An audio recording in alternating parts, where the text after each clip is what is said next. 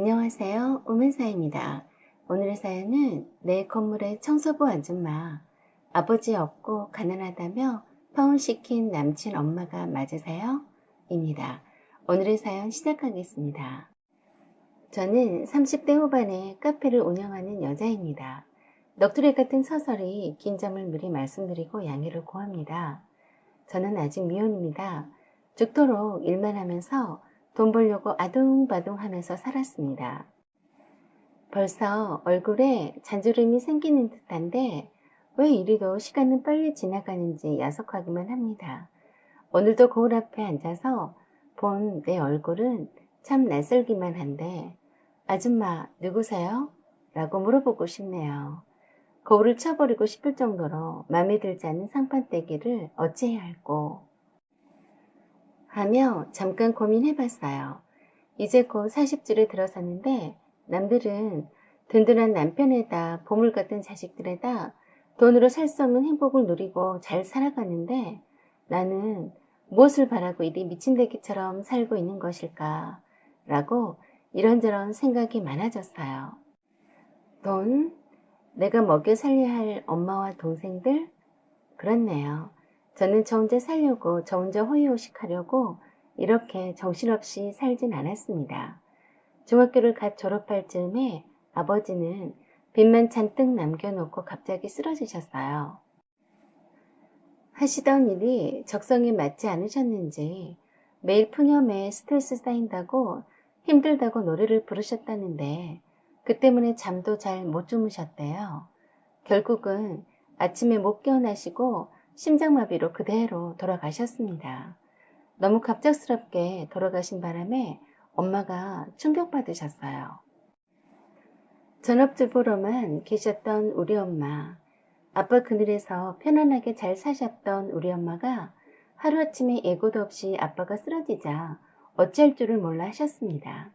중학교 3학년이었던 저와 초등학교 6학년과 4학년인 아들과 빚을 남겨놓고 가신 우리 아빠를 엄마는 많이도 원망했어요. 사실 지금 생각해보면 아빠가 남긴 빚도 얼마 되지 않는 돈이었는데도 당시에 엄마한테는 당장 아빠 없이 살아야 하는 현실에서 크게 다가왔나 보더라고요. 엄마는 소녀 같은 여린 감성을 지닌 분이라서 남들에게 아쉬운 소리도 할 줄 모르고 조그만 일에도 상처를 쉽게 받는 타입이셨어요. 아버지 장례식도 외삼촌이 나서서 도와주셔서 치러줬고 외삼촌이 아시는 분이 운영하는 공장에 격리보조로 취업하셨는데 적응하지 못하고 그만두셨어요. 2년만 경력 쌓으면 월급도 오르고 안정적인 생활을 할 수 있다고 했다는데 외삼촌의 반대에도 불구하고 그만두시더니 식당 알바를 하시다가 그만두시고 한 곳에서 오래도록 일을 하지 못하셨어요. 당연히 빚만 늘어가는 불안한 생활이 계속 되었었죠. 심약한 엄마를 믿고 살 수 없었습니다. 동생들도 아직 어린데 어린 저도 걱정이 많이 되었어요. 그래서 하는 수 없이 고등학교 1학년을 마친 후 그만두고 돈을 벌러 다니기 시작했습니다. 어차피 이 상태로라면 돈이 없어서 대학교도 입학하기 힘들 거라고 예상했기 때문에 고등학교는 검정고시로 대체하고 빨리 돈을 버는 게 낫겠다 싶었어요. 그래서 닥치는 대로 알바를 시작했습니다. 저라도 집안일을 도우면서 동생들도 챙기면서 돈을 벌기 시작하니까 엄마가 한결 덜 힘들어 하시는 것 같았어요. 제가 아빠 대신에 모든 일을 엄마와 의논하면서 힘이 되어주니까 엄마가 제가 장녀라서 심적으로 많이 의지하시는 것 같았습니다. 그래서 제가 어린 나이인데도 엄마와 남동생 둘을 책임져야 한다는 일종의 강박감에 쌓여 있었죠. 돈의 소중함을 너무 일찍 알아버렸고 너무 빨리 철이 들어버린 탓에 엄마도 기절초풍할 정도로 가계부를 꼼꼼히 썼고 동생들 공부까지 엄마가 하는 모든 집안일에 다 관여하기 시작했습니다. 제 또래 다른 친구들은 생활비 걱정 하나 하지 않고 아이돌이나 게임이나 멋내는 것에 관심 가질 나이에 저는 당장 먹고 살 걱정을 해야 했는데 어린 동생들과 능력 없는 엄마가 너무 불쌍했어요. 그래서 아버지 없는 자식이라고 해서 없어 보이고 싶지 않았습니다. 남동생들 공부도 악착같이 열심히 시켰어요. 다행히도 남동생들이 착해서 잘하면서 사고 한 번 치지 않고 고등학교를 무사히 졸업해 주었고 대학까지 무난히 입학시켰습니다. 대학을 들어가더니 알아서 장학금 받고 알바하면서 잘 해나가더군요.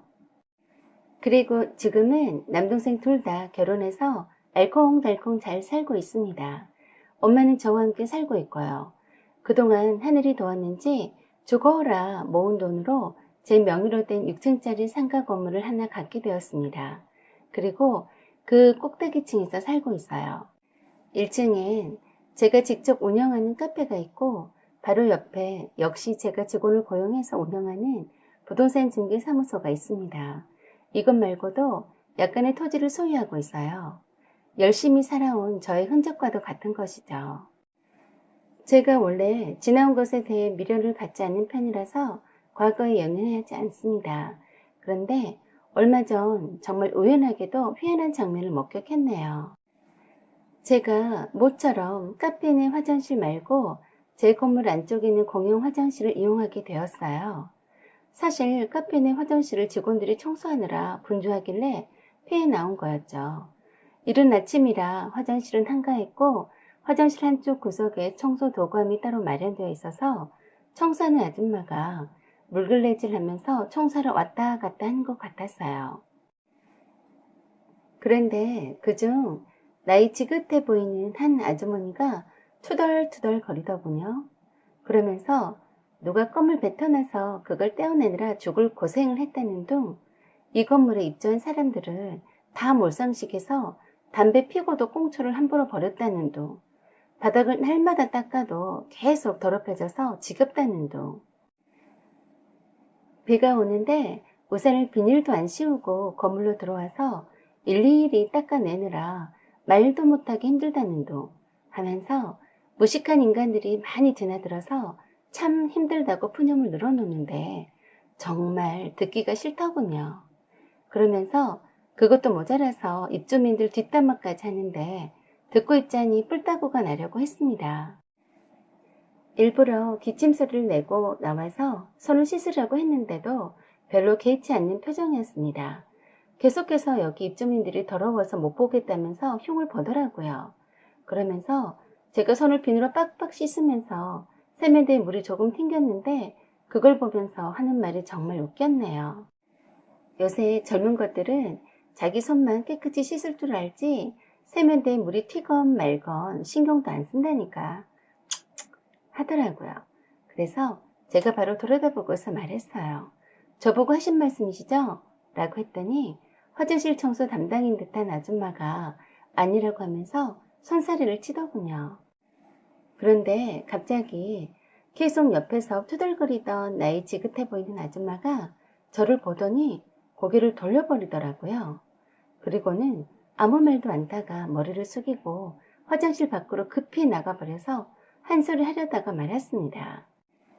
아마도 두 아주머니들은 제가 이 건물의 주인인 줄은 전혀 모르는 눈치였어요. 건물의 청소를 용역업체에 맡긴 거라서 모를 수밖에요. 저는 용역업체 사장을 불러서 자초지종을 얘기해주면서 입주민들의 뒷담화하면서 불만만 가득한 청소부는 필요 없다고 하면서 교체해줄 것을 요구했습니다. 그랬더니 곧바로 교체하겠다고 하더군요. 그 다음날 용역업체 사장과 함께 청소부 아줌마가 부동산 중개 사무실로 찾아왔다고 하더군요. 한 번만 봐달라고 사정하러 왔다길래 제 사무실로 문을 열고 들어가서 용역업체 사장과 함께 온 그 청소부 아줌마를 쳐다봤습니다. 그런데 너무 놀랍게도 제가 알아보기도 전에 고개를 급히 푹 숙이고 들지 않더군요. 어머, 이제서 내가 이 건물 주인인 줄 알고 놀랬나 보네 라고 생각했었네요. 나이도 많으신 어머님 뻘 되신 분인데 조금 안쓰러운 생각까지 들더군요. 그 아주머니가 용역업체 사장에게 하도 한 번만 봐달라고 사정하는 바람에 건물주 사장님한테 한 번 말 잘해보라고 함께 왔다고 했습니다. 나이도 많으신 분이 머리를 아래로 조아리고서 들지도 못하고 덜덜 떠는 모습처럼 보여서 너무 짠해 보여서 따뜻하게 말을 건넸습니다.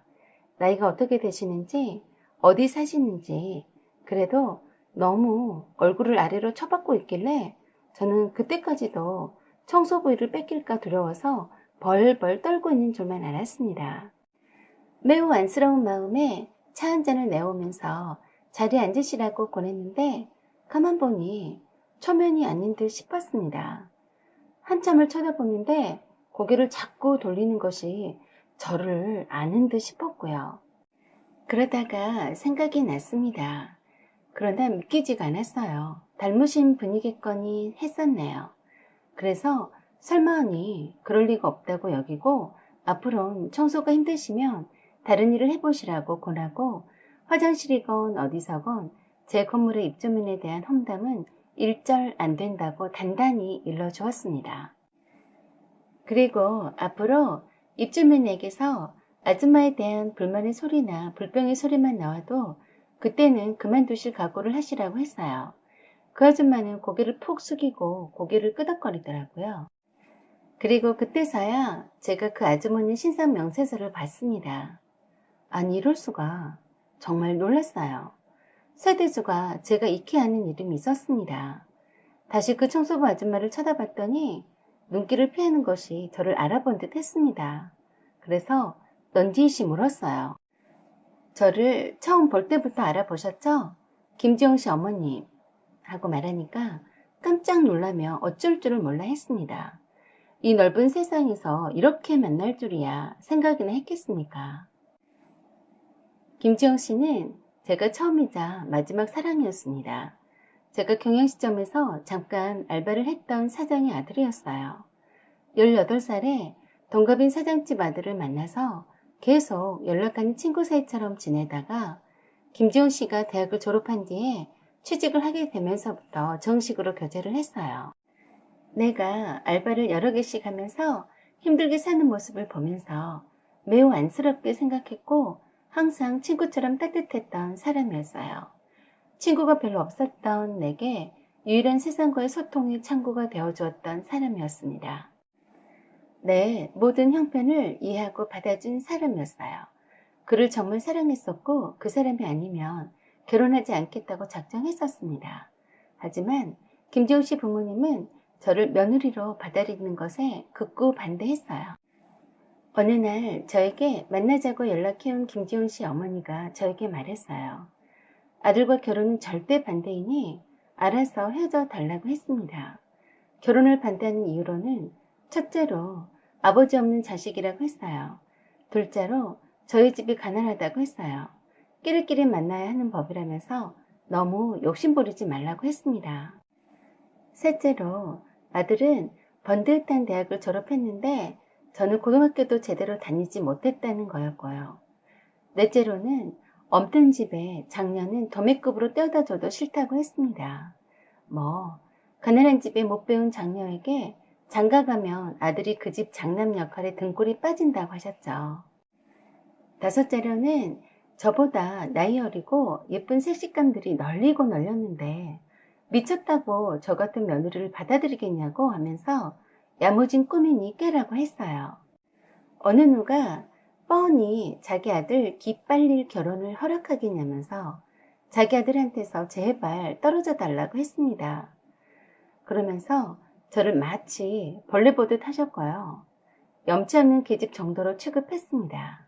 그렇잖아도 자격지심으로 똘똘 뭉쳤던 나에게 그런 말들은 매우 상처가 되었습니다.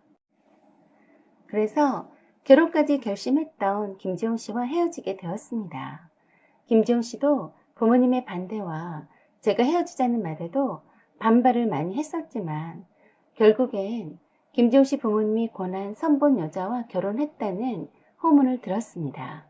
저는 그 뒤로 김지용 씨를 깨끗이 잊고 저의 일에 전념했어요. 저는 돈이 없으면 결혼할 남친 부모에게도 무시받는 세상이란 걸 더욱더 깨달았습니다. 그래서 돈에 더 집착하게 되었고 더 열심히 돈을 벌기 위해 노력했었죠.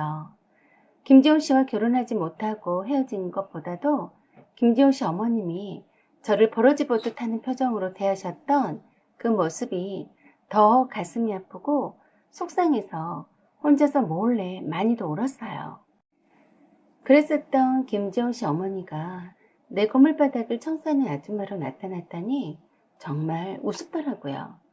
평생을 돈 걱정하지 않고 만나님으로 사실들로만 알고서 저한테 그렇게 없는 집구석의 딸이라고 했던 분이었는데 말입니다. 그래서 물었습니다. 왜 청소부 일을 하시냐고요. 그랬더니 아주 머쓱하게 말을 하더군요.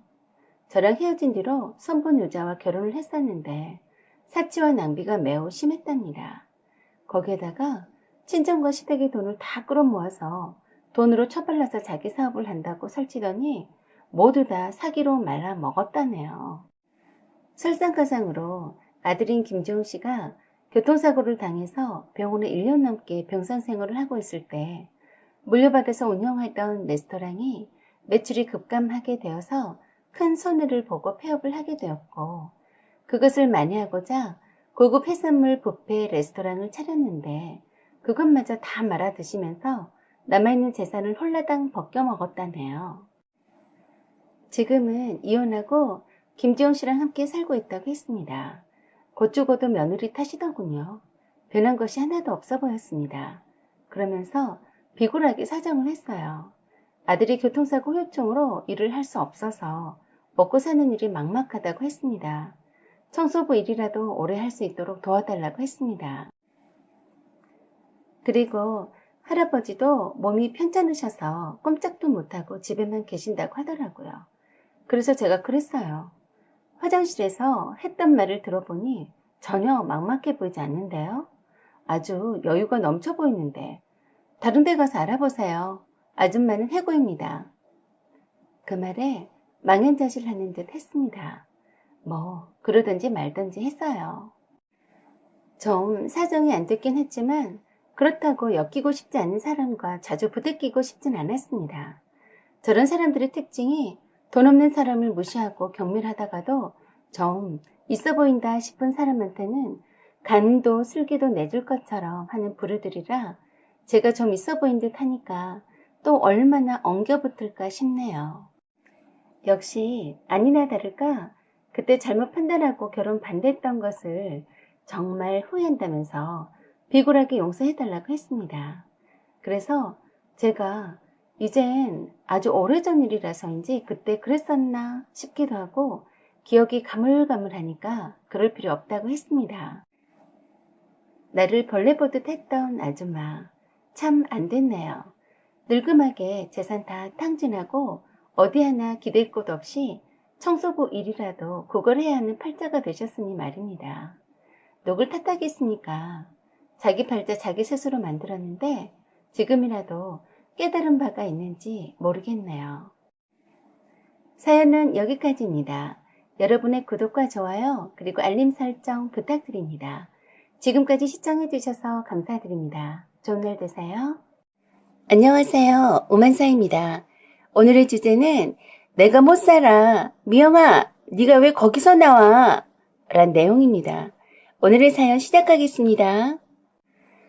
오늘 이 이야기를 어떻게 풀어놓아야 할지 마음이 먼저 먹먹합니다. 대학 동창인 내 친구 미영이에 관한 얘기입니다. 미영이는 같은 과 미대에서 만났어요. 유난히도 얼굴이 하얗고 여리여리해 보여서 눈에 띄던 애였습니다. 우리 과 신입생 신고식 때 선배님들 사이에서 미영이를 보고서 화장했네 안 했네로 화제를 낳으며 재미삼아 투표를 할 만큼 휜 피부에다 이목구비가 뚜렷해서 화장을 안 한 수수한 맨얼굴인데도 화장을 진하게 하고 다니는 줄 착각할 정도였습니다. 선배들 사이에선 신입생 퀸으로 등극했고 어떻게 소문이 났는지 다른 과에서도 선배 언니들이 미영이를 보러 오기도 했었네요. 저도 미영이가 눈에 띄고 특이해서 다가가서 친해졌습니다. 송승헌처럼 눈썹도 진하고 길었고 머리카락 숱도 어찌나 많고 칠흑 같은지 부러운 게 한두 가지가 아닌데 정작 본인만 모르고 있었죠. 미영이는 이 모든 게 콤플렉스라고 해서 늘 싫어했습니다. 산적처럼 눈썹이 짙고 숱이 많아서 일주일에 한 번씩은 꼭 커팅을 해줘야 하고, 눈도 큰데다가 진한 눈썹 때문에 이목이 집중되어서 힐끗힐끗 쳐다보는 것도 싫었고, 무엇보다도 처음 본 사람들이 인상이 강하다고 하니까 늘 신경이 쓰인다고 했습니다. 그리고 머리숱이 많고 흑색깔이 진해서 파마 머리는 엄두도 못 낸다고 했어요. 미영이 자신은 자기가 얼마나 이쁜 애인 줄은 정말 모르는 것 같았습니다. 어딜 가나 늘 시선을 받아서 이뻐서 시선을 끄는 게 아니라 자기가 동물원 원숭이처럼 특이해서 주목받는다고 착각했었어요. 그래서 친구들 말고 혼자 걸어갈 때는 땅바닥을 주시하면서 걷는 것이 습관이었습니다. 그리고 자신도 모르게 방어적으로 남자를 볼 땐 누구든지 간에 무표정하고 냉정한 태도를 취한다고 했어요. 같은 과 남학생들에게조차도 별로 대화를 하진 않았어요. 소개팅이나 미팅에도 전혀 관심이 없었고, 자기에게 관심을 보이는 남자 선배나 다른 남학생들에게는 도도하고 깐깐한 태도로 일관해서인지 미영이를 어려워했습니다. 생각보다 대시하는 사람은 그리 많지 않았었죠. 그날도 미술학원 알바를 하러 시간 맞춰 급히 가려다가 습관적으로 땅만 쳐다보며 이어폰 끼고 가는 도중에 코너를 돌아오는 차량이 빵빵거리는 소리를 미처 듣지 못해서 사고를 당했습니다. 크게 부딪힌 건 아니었는데 놀라서 뒤로 넘어지면서 머리를 다쳤습니다. 잠깐 기절하고 깨어났을 땐 병원 응급실이었고 여러 가지 검사를 하느라 팔에 바늘이 여러 꽂아져 있어서 처음엔 영문을 몰라서 겁을 먹었다고 했어요. 생판 모르는 어떤 아저씨가 괜찮냐고 물으면서 말을 붙이더랍니다. 사고 당시에 기억이 없어서 영문을 몰라 겁이 나서 눈물이 났다고 해요. 그러자 그 아저씨가 따뜻하게 학생 이름이 뭐냐고 하면서 말을 할 수 있겠냐고 조심스럽게 물어보면서 의사를 불렀답니다. 의사가 바로 다가와서 이것저것 다시 물어보는데 굉장히 졸리기 시작해서 다시 잠에 빠져들었답니다. 미영이는 그 후엔 기억이 나지 않는다고 했습니다. 사실 미영이는 그때 사고로 넘어져서 뇌진탕으로 머리를 다쳤는데 과거의 기억을 부분적으로 잊어버렸습니다. 병원에 있었던 기억이라고는 영문도 모른 채 누워있을 때 따뜻하게 말을 건네준 아저씨 얼굴뿐이라고 했어요. 제가 미영이가 톡도 받지 않고 전화를 받지 않아서 미영이 집에 전화를 해보니까 미영이 새엄마가 병원에 사고로 있다고 말해줘서 알게 되었어요. 병원에 갔을 때 그 아저씨란 분이 있었습니다. 친구라고 하니까 보호자분이 아무도 안 오셔서 걱정이 된다고 했습니다. 미영이 새엄마에게 병원에 도착했다고 하니까 미영이 동생이 어려서 돌봐줘야 해서 당장 갈 수 없다고 하시면서 미영이 아빠에게 연락했으니 곧 도착할 거라고 조금만 대신해서 옆을 지켜달라고 부탁했습니다. 미영이 아빠는 미영이 엄마랑 미영이가 초등학교 5학년 때 이혼했다고 했어요. 화가이셨는데 집에서 늘 그림만 그리셨는데 늘 우울한 모습이었대요.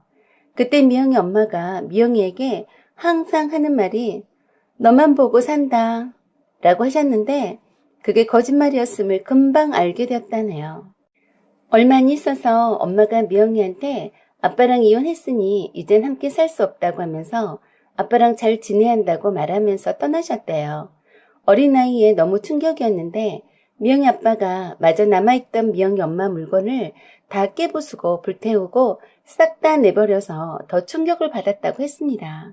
엄마의 흔적이 아무것도 없는 집에 세상이 홀로 떨어져 나와 있는 것만 같아서 많이 울었는데 미영이 아빠는 그런 미영이에게 엄청 화를 내시더래요. 엄마는 바람나서 도망갔으니 절대 엄마 찾지 말라고 하셨다네요. 그리고 미영이는 할머니 할아버지와 함께 살았는데 미영이 아빠는 할머니와 할아버지한테 맡겨놓고서는 자주 내다보지도 않았다고 했어요. 할머니와 할아버지 집에서 사는 동안 엄마가 몇 번 연락해오고 만나기도 했었는데 그래서 그나마 괜찮았답니다. 그런데 그걸 알게 된 미영이 아빠가 노발대발하면서 미영이가 엄마를 만나지 못하게 막으셨대요. 미영이는 그때 사춘기 때라서 그런 아빠를 증오했고, 미영이 아빠는 엄마를 닮아서 똑같이 고집스럽다고 하시면서 다시는 찾아오지 않았대요. 그 후론 엄마는 재혼 소식을 알려왔고 프랑스로 영구적으로 떠난다고 해서 많이 울었다고 했습니다. 엄마가 막상 이혼을 해서 미영이와 떨어져 살았지만 사춘기인 미영이를 못 잊어서 중학교를 마칠 때까지만이라도 프랑스행을 놓쳤다고 했대요. 그런 후 고등학교 입학 무렵에 마지막으로 엄마를 보았고 그 후론 만나지 못했다고 했습니다.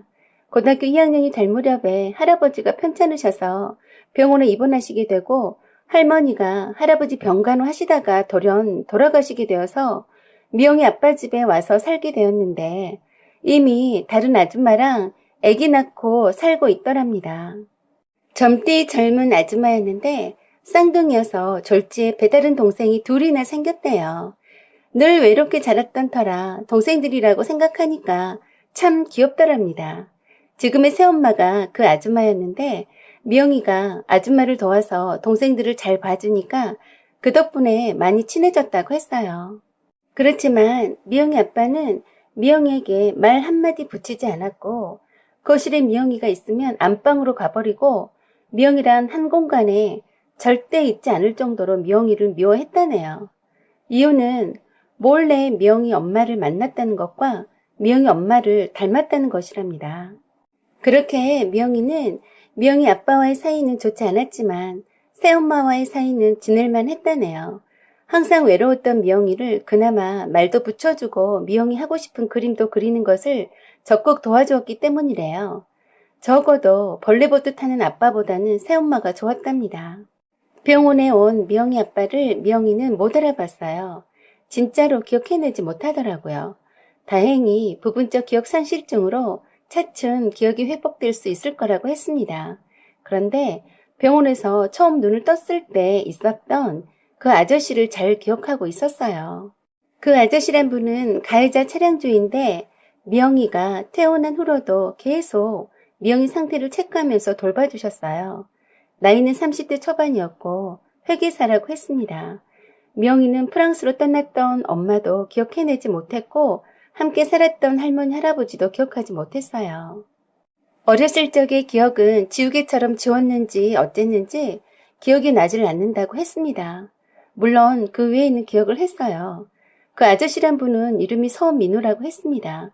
미영이가 병원에 있을 때는 매일 와서 늦게까지 병실을 지켜주고 진료 상황을 체크하고 가곤 해서 친구들도 모르는 애들이 없을 정도였습니다. 퇴원 후에도 계속 병원 통원치를 할 때마다 와서 병원에 데려다 주기도 하고 미영이와 친구들을 밥도 사주기도 하면서 이물 없는 사이가 되었습니다. 아주 자연스럽게 친해졌고 미영이도 이민우 씨를 심적으로 많이 기대하는 것 같았어요. 미영이는 또래 애들처럼 말도 많아졌고 많이 밝아졌습니다. 사고 나기 전과는 많이 달라 보였어요. 여전히 엄마와 아빠와 함께 했던 어린 시절의 기억은 없었지만 귀여운 쌍둥이 동생들과 새 엄마는 기억을 했기 때문에 적응을 빨리 했습니다. 그리고 행복해 보이는 듯 했어요. 한 6개월 서민우 씨의 도움받으며 통원치료 받으면서 정이 많이 들었던 것 같아요. 어느 날 저에게 고백하더라고요. 서민우 씨가 점점 좋아지고 있다고요. 좋은 사람 같다며 사귀어 보고 싶다고까지 했습니다. 저도 좋은 사람 같으니 잘 되었으면 좋겠다고 했는데 벌써 커플 반지까지 끼고서 연인 사이로 발전했더라고요. 나이 차이가 조금 걸리긴 했지만 직업도 전문직에다가 인품도 괜찮아 보여서 외로움을 잘 타는 친구에게 딱이다 했었네요. 그때부터 학생이라 호주머니가 얄팍한 미영이와 친구들을 위해서 자원해서 물주가 되어주었고 미영이를 세심하게 돌봐주어서 미영이가 딴 사람 된 듯이 행복해 보였습니다. 미영이가 유일하게 기댈 수 있고 믿는 사람이 되었었죠. 그동안 프랑스에서 엄마가 연락해와도 기억해내지 못해서 미영이 엄마가 안타까워했습니다. 서민우 씨는 미영이 엄마와 통화하고 미영이 사귀는 사람으로서 인사를 드리기도 했어요. 그렇게 1년 반이 지났습니다. 그때까지도 엄마와 아빠의 기억은 없다고 했어요. 서민우 씨가 나이가 있는지라 미영이랑 빨리 결혼하고 싶어 했습니다. 서민우 씨는 미영이가 졸업과 동시에 결혼하기를 희망했고 미영이도 결혼을 빨리 해서 집에서 나와 살기를 바랬었습니다. 양가에 결혼말이 오고 가고 상견례를 앞둔 시점이었어요. 갑자기 비보가 찾아들었습니다. 서민우 씨가 산악 자전거를 타다가 낭떠러지에 떨어져서 즉사했다는 믿기 힘든 사실이 날아들었습니다. 그때 미영이가 떨리는 목소리로 저에게 전화했었어요. 서민우 씨가 죽었다고 예비 시댁에서 연락이 왔다고 하면서 믿을 수 없으니 혹시 장난 전화가 아닌지 확인 좀 해달라고 했습니다.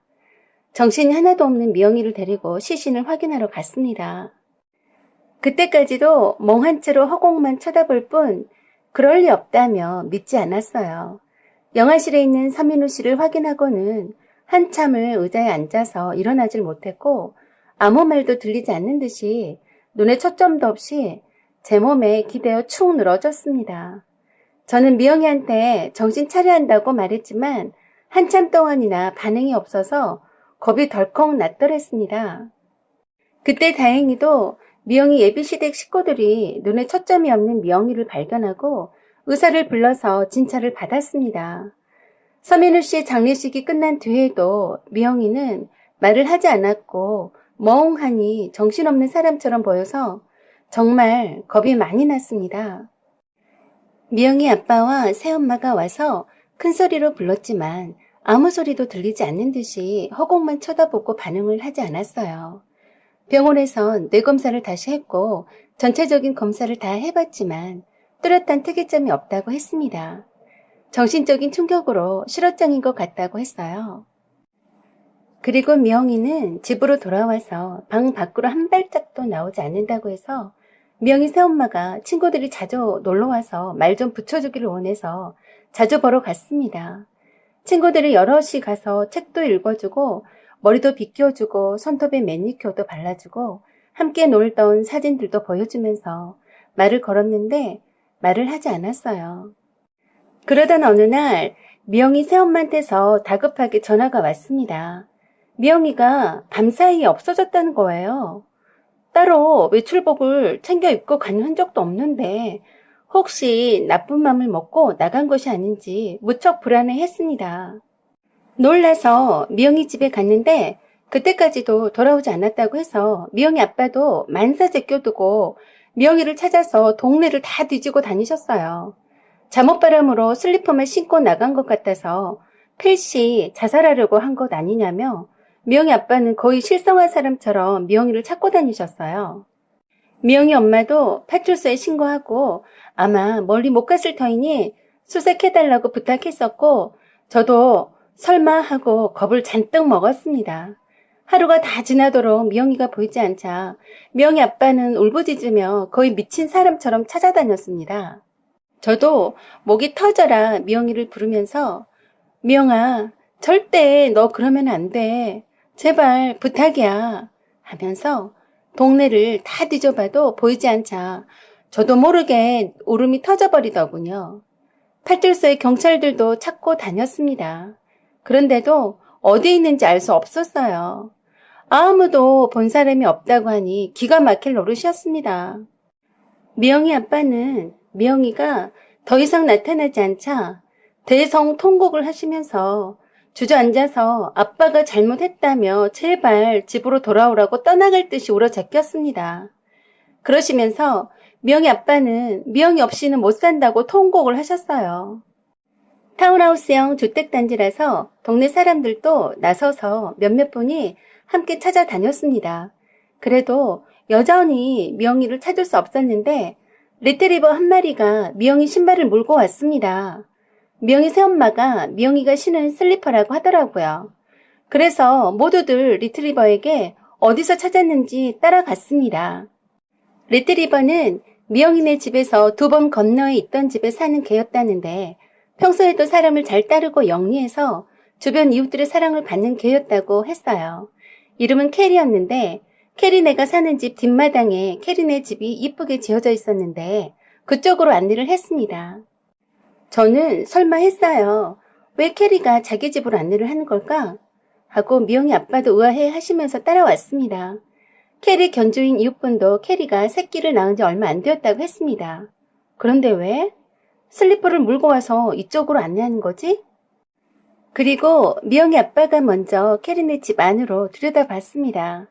그러더니 입을 막고 웃으면서 손가락으로 여기에 있다고 가리켰습니다. 그리고는 조용히 하라고 손가락으로 입에 대시더군요.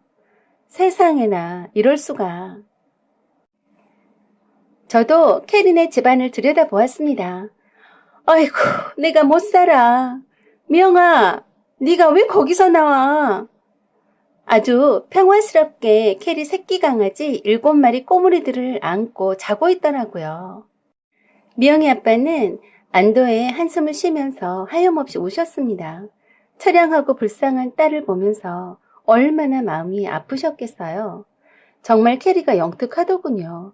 캐리 아니었음 얼마나 애타게 찾고 다녔을지 생각하니 정말 고마워서 엄청 쓰다듬어 줬네요.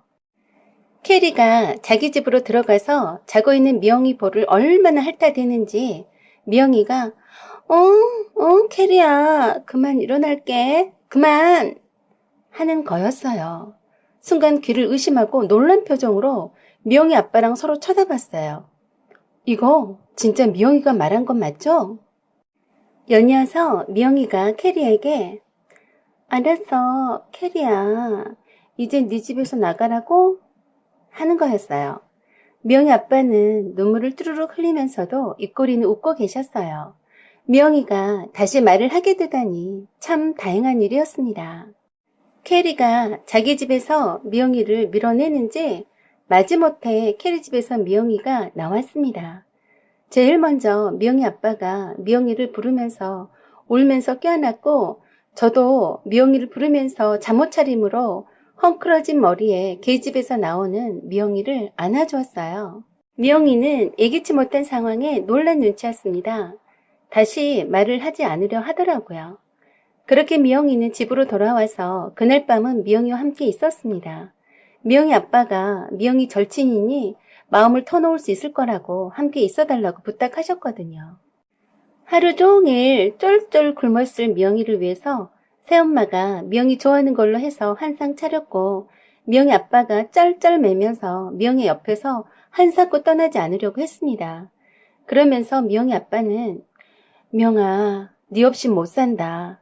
어디 가면 간다고 꼭 말을 하고 가야지 말했습니다. 그때까지도 아무 말 없었어요. 그리고 샤워 후에 제가 드라이기로 머리 말려주는데 미영이가 그랬어요. 아빠가 나를 찾으면서 통곡하는 소리를 들었어. 했어요. 기억이 돌아온 거야? 아빠랑 엄마 생각나는 거야? 하고 물었더니 그렇다고 끄덕였습니다. 그리고 그러더군요. 왜 나한테서 다 떠나가지? 내가 사랑하는 사람들은 다 떠났어. 그래서 제가 손사래를 쳤습니다. 네가 사랑하는 아빠도 네 옆에 계시잖아. 그리고 친구들도 있고, 안 그래? 저는 미영이를 꼭 껴안아 주었어요. 힘내라, 내 친구야. 그때부터 미영이 아빠는 180도 다른 사람처럼 미영이한테 쩔쩔매면서 엄청 신경 쓰셨습니다. 캐리 새끼들을 분양받기 위해서 미영이 방 안에 캐리 새끼들을 키울 만한 공간도 만들어주고 캐리가 수시로 꼬물이들을 보러 올 수 있게끔 멋들어진 크고 견고한 캐리네 집도 만들어 주었어요. 캐리네 견주 대신 이웃분도 미영이 실종 사건을 지켜보시고는 흔쾌히 캐리 새끼들을 함께 키우는 걸 허락하셨어요. 캐리의 귀여운 새끼들을 돌보면서 미영이는 차츰 예전의 모습으로 되돌아가고 있습니다. 아직도 많이 힘이 들겠지만 노력하는 모습이 보여서 참 다행입니다. 내 친구 미영이에게 앞으로 좋은 일만 있기를 바라네요. 사연은 여기까지입니다. 여러분의 생각과 의견을 댓글로 나눠주세요. 구독과 좋아요 그리고 알림 설정도 부탁드립니다. 여기까지 시청해주셔서 감사드립니다. 안녕하세요. 시어머니 생신상 엎어버린 강큰 며느리입니다. 지금도 그때 일은 후회하고 있지 않습니다. 속으로 끙끙 앓다가 화병 나서 억울하게 내 몸만 상하느니 제대로는 아닐지라도 어찌됐든 시모 생일 밥상 엎었으니 나름 속이 다 후련했습니다. 시모 생일상 엎어버렸으니 못된 시어머니 생일날만 되면 며느리한테 생일상 벼락 맞은 거 두고두고 기억되게 생기겠네요. 그러게 적당히 하셨어야죠. 어른이시면 중심도 좀 잡으실 줄도 알아야지. 그저 걸레 같은 딸년 말만 듣고 며느리를 못살게 굴었으니 당해도 싸네요. 제가 설마하니 시모 밥상을 엎을 줄은 아무도 예상도 못한 듯 시모 생일 밥상을 입으로 드신 게 아니라 온몸으로 받으셨으니 놀래기는 놀랐나 봅니다. 친정집에 도착하고서도 한참 뒤에나 걸레 같은 시누이가 잔뜩 화가 나서 전화 걸어 왔네요. 야, 이 미친 XX야. 당장 기어들어와. 너 내가 죽여버린다. 이 XX야. 얼마나 약이 오르고 화가 났는지 처음부터 끝까지 쌍욕을 했어요. 제가 그랬네요. 아가씨가 나한테 그랬잖아요. 오빠랑 이혼시켜준다고. 그래, 이 쌍 X야. 너 빨리 와서 엄마한테 잘못했다고 빌지 않으면 너 내가 죽여버릴 거야. 어디 함부로 상을 엎어? 너 진짜로 오빠를 이혼시킬 거야. 각오해. 당장 이리 와서 빌지 못해? 아구탱이를 날려버릴 테니까 두고 봐. XX야. 제가 그랬죠. 아가씨, 왜 그래요? 어머니가 생일상 다시 차리라고 해서 차린 음식 버린 것뿐인데 그래요. 또 나한테 뒤집어 씌우려고 해요? 난 이제 아가씨랑 어머니가 무서워서 못 가겠어요. 아가씨 원하는 대로 오빠랑 이혼할게요. 했습니다.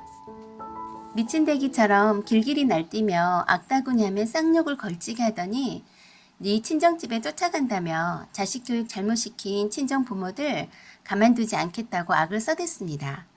또 큰 시누이들이 전화 받돈 터치하며 욕을 있는 대로 퍼붓고 한참 만에 끊었네요. 저는 끝까지 그 욕짓거리를 다 듣고 녹음 다 했습니다. 혹시 모르니 친정 부모님께도 남편 포함 시댁 식구들 누구든지 전화 오면 바로 녹음하라고 일러두었어요.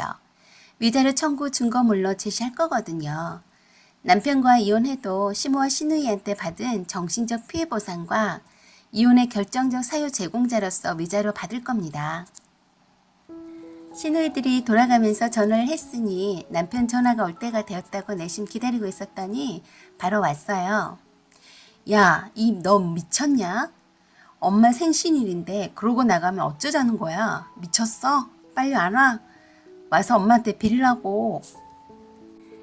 그래서 제가 어머니는 내가 아무 잘못 안 했어도 내 뺨 때리고 남편 돈 훔쳐서 다 쓴다고 하시고 머리채 잡고 흔드셨잖아. 자기는 내 편 한 번이라도 들어준 적 있어? 없지? 내가 어머니한테 두들겨 맞아도 자긴 괜찮아? 난 어머님 무서워서 못 가니까 그리 알고 그냥 아가씨 원하는 대로 이혼하자 했어요. 그랬더니 남편이 누구 맘대로 이혼해주냐며 저를 데리고 살며 평생 그 못된 버릇을 몽둥이로 때려서라도 제대로 고쳐놓겠다고 했어요. 그래서 제가 거봐, 자긴 항상 그랬지.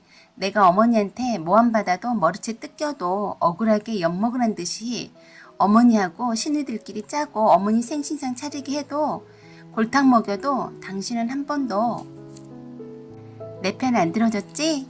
시어머니 폭언과 폭행은 그런다 쳐도 시누이 상습적인 협박과 폭언에도 자기는 늘 방관했어. 그치? 남편은 흠칫 머뭇거리더니 아무 말도 못했어요. 남편은 끝까지 누구 좋으라고 이혼해주냐 못해준다고 생 억지를 썼어요. 그래서 제가 이혼 파탄의 원인을 제공한 시어머니와 시누이 갑질에도 남편이란 사람은 오히려 동조했거나 방관하거나 방치했어. 인정하지? 아니면 말해봐. 했어요. 전화 너머로 옆에 시어머니가 있는 듯 시부렁시부렁 쌍욕하는 소리가 들려오네요. 저는 내심 시어머니가 전화 받아주기를 바랬어요. 시어머니 보기보단 욕을 정말 잘하시거든요. 그런데 남편이 바꿔주지 않더군요. 그래도 남편은 설마 네가 이혼하겠느냐는 표정 같았어요. 그 다음날 연차 내고 친정 부모님 대동하고 저희 집에 갔습니다. 남편 물건 것까지들 다 싸서 트렁크에 집어넣어 놓고 현관에다 내놓고 기다렸어요. 퇴근해서 돌아온 남편에게 짐 싸들고 나가라고 했습니다. 친정아버지와 어머니가 이혼이 잘 정리되고 혼수살림 정리할 때까지 저희 집에 계시겠다고 하셨어요. 그리고 혼인 파탄의 원인 제공은 남편과 시댁 식구들한테 있다고 하시면서 어디 내 귀한 딸한테 함부로 폭력과 폭언을 했냐고 그냥 넘어가지 않을 거라고 하셨고요. 친족이 알았으면 조금이라도 더 빨리 이혼시켰을 거라고 하셨습니다. 그때서야 남편은 자기가 잘못했다면서도 이혼할 수 없다고 했어요. 그건 네 생각일 뿐이고 너는 이혼 파탄의 유책 배우자이니 이제 와서 이혼하네 안 하네 할 자격이 없다고 호통치셨습니다. 그리고 합의 이혼하자고 했어요. 합의 이혼 조건도 상세히 일러주었고요. 만일 합의 이혼을 기한 내 못하면 법적 이혼 절차를 받겠다고 했습니다. 법정 이혼 사유 3번째 항목을 근거로 해서 즉 배우자 또는 그 직계 존속으로부터 심히 부당한 대우를 받았을 때 법적 이혼 절차 돌입하겠다고 했습니다. 저희 친정아버지가 제 폰에 녹음된 신혼년들과 남편 새끼 욕짓거리에 완전 열받으셔서 아시는 분 변호사 소개받아서 상담받고 오셨어요. 충분히 이혼 재산 분할 외에도 남편과 시모와 걸레 신혼년에게 위자료 청구를 할 수 있다고 했습니다. 그렇게 해서 남편 새끼는 지 짐 싸들고 시모와 걸레 신혼년이 있는 집으로 갔습니다. 시모와 신혼년이 번갈아가며 전화해대고 욕을 퍼붓는데 듣고만 있었고 모두 다 녹음했습니다. 그 뒤로도 시모와 신혼년들이 쫓아와서 친정 부모님에게 말할 수 없는 욕짓거리를 퍼붓고 행패를 부렸지만 현장 녹음 생생하게 했고요. 동영상도 촬영했습니다. 불필요한 싸움은 하지 않고 최대한 이혼 파탄의 사유 중에 하나인 시모와 신우들의 폭행과 폭언 그리고 갑질의 포커스를 두고 증거를 수집하려고 했어요. 그렇게 해서 친정 부모님과 저는 살림살이 다 정리하고 남편과 이혼하고 재산분할 원하는 대로 깔끔하게 했습니다. 재산분할이라 해봤자 적금 공동으로 했던 거 나누고 살던 집 전세금 나누는 것이었는데요. 제 기여분이 많이 인정받았습니다. 그리고 더불어서 남편과 시모와 걸레 신혼년에게 각각 혼인 파탄의 원인 행위에 가담한 책임이 있는 자들로서 이혼으로 인한 정신적 고통을 배상하기 위한 목적으로 위자료를 지급해달라고 청구했어요. 소장을 받아든 남편과 시모 그리고 걸레 신혼년의 모습이 어떨지 궁금하네요. 어쨌든 위자료도 남편과 시모 그리고 신혼년에게 꼭 받아낼 겁니다. 그래야 저는 깨끗하고 산뜻하게 새 출발할 수 있을 것 같네요. 여러분들 응원해주세요. 사연은 여기까지입니다. 여기까지 시청해주셔서 감사합니다. 구독 꼭 눌러주세요. 부족한 점, 많은 점 죄송하고 노력 중에 있습니다. 사연 제보는 소중히 받아 읽어드리겠습니다. 감사합니다. 안녕하세요. 우만사입니다. 오늘의 주제는 결혼식 앞두고 만난 약혼남의 친구들을 보고서 파혼을 결정했습니다. 라는 내용으로 읽어드리겠습니다. 안녕하세요. 저는 결혼식을 앞둔 신부였습니다. 제가 33살이 되도록 결혼도 안 하고 무량태수처럼 있자 저희 부모님이 애 같아서 만나라고 성화를 해서 만난 사람이 지금 파혼을 결심하게 된 남친입니다. 요즘 세상에 부모님이 만나라고 해서 만나고 결혼까지 결심하는 사람이 어디 있냐고요? 제가 늦둥이로 태어나서 위로 오빠 둘이 모두 결혼한 지 꽤 되었거든요. 부모님 나이도 꽤 있으시고 해서 더 나이가 들기 전에 시집 가라고 하도 애를 태우시니 그 성화에 밀려서 어쩔 수 없이 만났어요. 저희 절친 2명도 아직 미혼이라 꽁짝이 잘 맞아서 외롭지도 않았고 직장도 짱짱하고 부모님 집에서 편히 밥 얻어먹고 차곡차곡 적금 통장 불려가며 한창 재미나게 살고 있었죠. 그래서 별로 결혼 생각은 하지 않고 살았습니다. 결혼한 회사 언니들 보면 아웅다웅하고 사는 게 별로 좋아 보이진 않더라고요. 그런데 저희 부모님은 제가 무슨 짐짝인 것 마냥 빨리 결혼을 보내버리고 싶어 하셨습니다. 사실 전 혼자 어떻게 잘 살아볼까 하는 생각 중이었습니다. 저희 부모님도 나이가 많으셔서 언젠가는 누군가 돌봐드려야 하는데 솔직히 두 오빠들이 있어도 믿음이 가지 않아서 최대한 부모님의 노후를 챙겨드리고 싶은 마음도 있었습니다. 그렇지만 어떡합니까? 제가 시집 가는 게 소원이라는데 노력은 해봐야죠. 사실 그동안 부모님 지인들을 통해서 소개팅을 여러 번 받았습니다. 기본적으로 조건들은 다 좋았어요. 그 중에 만난 사람 중에 한 명이 지금의 남친이었습니다. 남친은 나이가 저보다 한 살이 어렸는데 사형제 중에 막내였어요. 한 6개월 정도 가까이 사귀다가 자연스럽게 결혼말이 오고 갔습니다. 이미 양가 부모님께서는 결혼을 서두르는 터라서 결혼은 생각보다 빨리 진행이 되는 듯 했습니다. 상견례도 마치고 결혼식 날짜가 잡히자 남친이 계모임 하는 곳에 저를 데리고 갔어요. 계원이 모두 12명이라고 했는데 계속 참석하는 숫자는 10명 정도 되어 보였어요. 주로 회사 내 같은 기수들끼리 하는 계모임이었습니다. 결혼한 계원은 부부가 함께 참석하는 모임이었죠. 그래서 조금 기대가 되었습니다. 누구나 다 아는 공기업이라서 계원들과 친하게 지내면 좋을 것 같다는 생각이 들었어요. 평생 함께 할 수도 있는 분들에게 첫인사하는 자리라서 나름 신경 써서 단정하게 차려입고 남친 따라갔습니다. 다들 미리 와서 저희네 커플을 기다리고 있더라고요. 생각보다 부부가 동반으로 오시는 분이 많아서 놀랐습니다. 결혼을 다들 많이 하셨더라고요. 반갑게들 맞이해 주시고 분위기도 화기애애하니 보기 좋았어요. 여자들끼리도 통성명하고 결혼 축하도 미리 받고 저희 커플이 그날 모임의 중심이 되었었죠. 식사를 마치고 2차를 호프집으로 이동했어요. 2차부터가 이 계모임의 시작이라고 하더라고요. 거기에 총무인 듯한 분이 오늘의 주인공이라면서 절대 빠지지 말고 끝까지 가셔야 한다고 강조하셨습니다. 저는 그냥 멋모르고 네 하고 대답했어요. 그러자 남친은 오늘은 처음 인사하는 거니까 봐달라고 계원분들에게 말을 해서 도대체 몇 차까지 가길래 그러나 하고 옆에 있는 계원의 와이프 한 분께 물어봤습니다. 그러더니 적당히 2차 중간에 빠져나가라고 하더라고요. 나를 세고 술을 마신다고 하면서 적당히 눈치 봐서 조용히 가면 된다고 했어요. 그래서 가실 때 저랑 함께 가자고 약속했었네요. 결혼할 남친 계모임에 처음 신고식 하는 자리에서 눈치 없이 분위기 깨고 싶지 않았고 적당히 분위기를 맞춰주려고 했습니다. 저희 커플을 가운데 앉혀두고 어떻게 만났는지, 학교는 어디 나왔는지, 결혼은 정말 하는 것 맞냐고 등등 농담 섞여가며 재미나게 질문들을 해주고 받느라 시간 가는 줄 몰랐습니다. 어느새 소맥이 2바퀴 돌았는지 술에 약한 남친은 얼큰 취해 있는 듯 했어요. 남친은 맥주 500cc 반잔만 마셔도 취해서 쓰러져 자는 사람인데도 그걸 알면서도 계원 친구분들이 결혼 앞두고 축하주는 마셔야 한다면서 자꾸 권해서 소맥을 컵 2잔이나 마시게 하더라고요. 그래서 남친이 꽤 걱정이 되었었죠. 저는 원체 술에 강해서 웬만해선 잘 취하지 않습니다.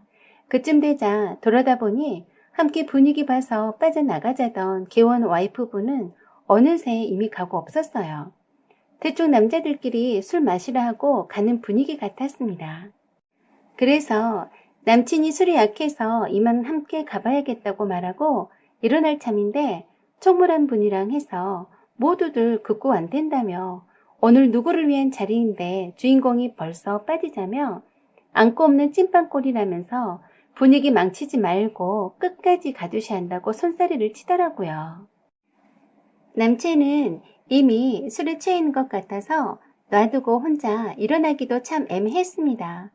에라 모르겠다 하고 일단 가는 데까지 가보자는 심산으로 있다가 적당한 때를 봐서 남친을 데리고 가야겠다는 생각만 들었네요.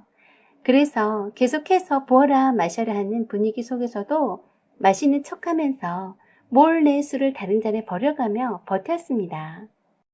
그러더니 기혼 중에 한 분이 농담도 섞어가며 분위기를 주도해 가는 듯 했는데 갑자기 저한테 남친이 결혼할 여자라며 신고한 게 이번이 세 번째라고 하더군요. 그러면서 첫 번째와 두 번째 분은 나이도 어리고 정말 이뻤는데 왜 세 번째 분은 영 아니라며 남친에게 그동안 솔로로 오랫동안 있더니 여자 보는 눈이 떨어졌는 것 아니냐고 웃으면서 말했습니다. 저는 그 말을 들은 순간 놀랐어요. 개모임에 처음 인사로 온 결혼할 친구 약혼녀한테 할 소리가 아니지 않나요? 아무리 술이 거나해져서 우스갯소리 한다 쳐도 조금 불쾌하더군요. 그러면서 남친의 연애사를 물어보지도 않았는데 리얼하게 늘어놓는데 거기에 있는 개원들이 하하 웃으면서 맞장구 쳐주면서 제가 남친 만나기 전에 남자를 몇 번 만나느냐, 어느 성까지 갔었느냐는 등 아주 디테일하게 취조하듯이 질문을 해대는 거였어요. 술이 얼큰 들어가면 다 개망나니가 되는구나 하고 생각했습니다. 더 이상 있어서는 좋은 꼴 못 보겠다 싶어서 남친에게 가자고 정신 차리라고 했습니다. 그랬더니 그 모습을 보고서 동물원에 원숭이 보듯이 저것 보라면서 토라져서 간다고 하면서 자기네들끼리 테이블을 치면서 박장대소하는 겁니다. 그때부터 제 신경이 날카로워지더군요. 아무리 술이 취했어도 처음 본 사람한테 이렇게 무례하게 하다뇨.